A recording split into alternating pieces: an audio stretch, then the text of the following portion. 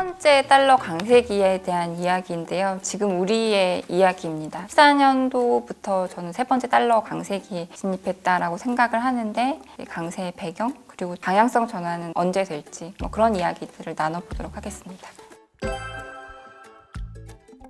최근에 이제 시장을 보신 분들은 작년 21년 6월부터 아닌가? 21년 하반기부터 아닌가라고 생각하실 수도 있는데 길게 보자면 14년도부터 미국이 테이퍼링을 했던 그 시간부터가 이제 달러 강세가 시작이 됐다라고 저는 보고 있습니다. 물론 중간중간 부침이 있었고 또 코로나 때 20년도에는 달러가 급격히 약세를 보이기도 했지만 저는 좀 더 길게 봤을 때 14년 이후로 달러 강세로 판단을 하고 있습니다.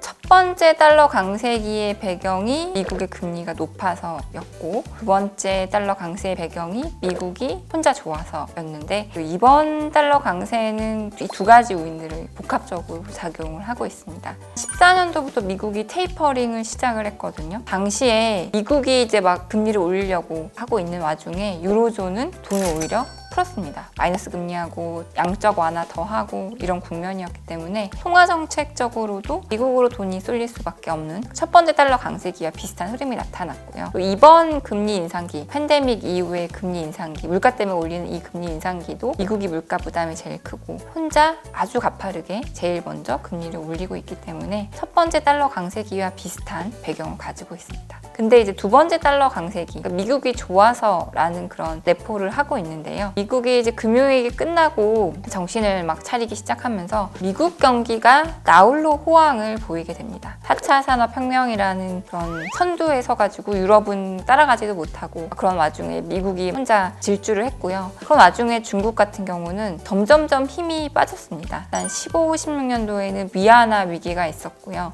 18, 19년도에는 미중 무역 분쟁이 있었습니다. 그러면서 중국에 점점 힘이 빠지는 상황 그리고 팬데믹이 중국이 승자로 만드는 그런 이벤트인 줄 알았더니 결국은 중국이 제일 힘들어지는 그러니까 제로 코비드 정책을 아마도 시진핑 주석이 막 계속 고집할 가능성이 높은 것 같아요. 그러면 중국은 안정은 추구하겠지만은 경기는 계속 후퇴할 수밖에 없는 그런 상황이 될 수밖에 없거든요. 결국은 이 통화 정책 측면과 미국이 제일 돋보이는 이 상황 이 모든 것이 이번 강달러의 배경으로 볼 수가 있겠습니다.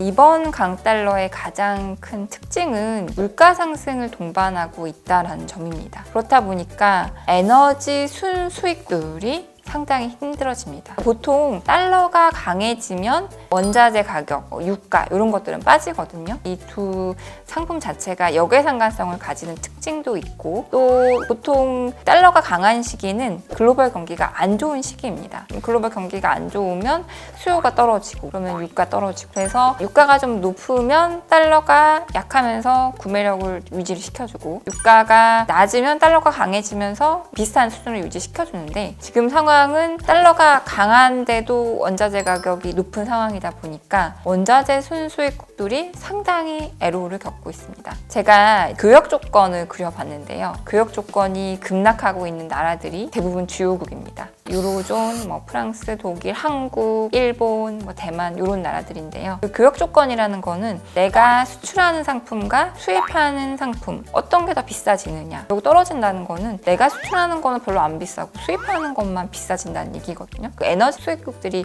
교역 조건이 나빠지고 있는데 그런 와중에 달러가 강세로 가다 보니까 이 나라들 구매력이 떨어지고 있습니다. 그래서 결국은 취약한 나라 어디냐 하면 에너지 순수입국들 원자재 순수입국들으로 볼 수 있고 대부분의 주요국이 여기에 포진돼 있습니다. 그러면 취약한 분야는 어디냐? 지난 시간에도 말씀드렸지만은 지금 빚이 많은 데가 신흥국들도 돈이 별로 안 들어갔다. 일부 신흥국들은 달러가 강해지면서 부담이 갈 수는 있지만 전체적으로 봤을 때 돈이 별로 안 들어갔기 때문에 빠져나올 돈도 없는 상황이고요. 유로존과 미국의 가계, 기업들도 금융위기 때 너무 뒤어서 별로 빚을 안 낸 상황입니다. 결국은 공공부문의 부채, 그러니까 선진국, 이것도 우리나라도 마찬가지고요. 중국도 마찬가지고 이런 나라들의 정부 부분의 부채가 많아진 상황이고 금리 인상 이 부분에 어떻게 반응할 것이냐가 상당히 앞으로 중요한 포인트가 될 것 같습니다. 중장기적으로 봤을 때 두 가지 포인트, 물가가 쉽게 안 잡힐 것 같다. 이게 비경제 논리의 물가 상승 압력, 원자재 가격 상승, 미국과 러시아, 그다음에 중국의 긴장감이라던가 이런 부분들이 원자재 가격을 높게 유지시키고 있다 보니까 물가가 빨리 안 잡힐 것 같고요. 물가가 빨리 안 잡힌다라는 거는 연준이 우리가 막 2년만 기다리면 다시 금리가 1%대로 0%대로 낮아질 것 같라고 막연히 기대는 하지만 그런 시대가 안 온다라는 얘기거든요. 그러면 금융시장 상황이 계속 혼란스럽겠죠. 웬만큼 높은 금리를 유지할 거니까. 그런 측면에서 빨리 달러가 약해지지는 않을 것 같고요. 두 번째는 공급망 재편인데요. 결국은 전 세계의 돈과 인재들이 다 미국으로 향하는 흐름들. 리쇼어링 얘기를 사실 팬데믹 전부터 계속 나왔어요. 미국으로 공장을 옮기자. FDI, 미국에 대한 직접 투자 또는 리쇼어링. 기업들이 중국에 있는 공장을 미국으로 이전시켜서 그런 식으로 해서 만든 고용 창출이 팬데믹 이후에 엄청 늘어나고 있어요.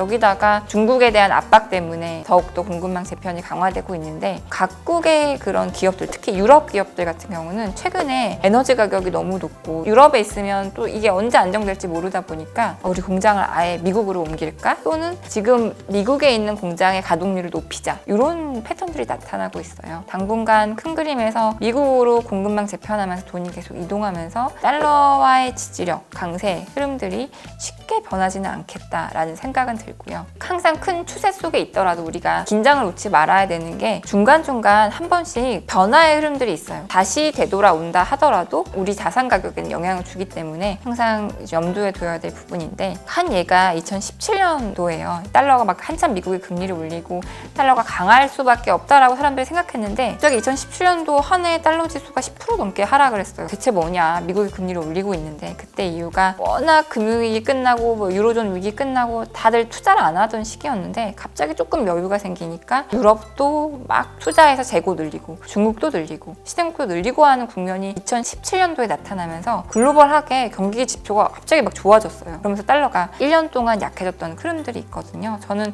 내년도 이런 부분을 한번 고민을 해봐야 된다. 미국은 금리를 올릴 만큼 올리기도 했고 또 이제 유럽이 계속 저렇게 살 수는 없잖아요. 위기 상황인데 항상 위기는 또 사람들이 힘을 내게 만드니까 에너지 관련한 투자를 한다거나 에너지 위기가 어느 정도 수습이 되면 우리가 유럽에 대해서 다시 재고해 볼 수 있고 중국도 너무 힘들면 제로 코비드 조금 완화할 수도 있고 그런 국면이 나오면 달러가 힘이 빠질 수가 있거든요. 지금 워낙 달러가 너무 급격하게 올라왔기 때문에 기술적인 측면 그리고 이런 다른 나라의 변수들을 봤을 때 한번 고민해 볼 수 있는 타이밍이 됐다. 근데 중장기적으로는 계속 미국으로 돈 들어갈 것 같다. 이렇게 좀 생각을 해보고 있습니다.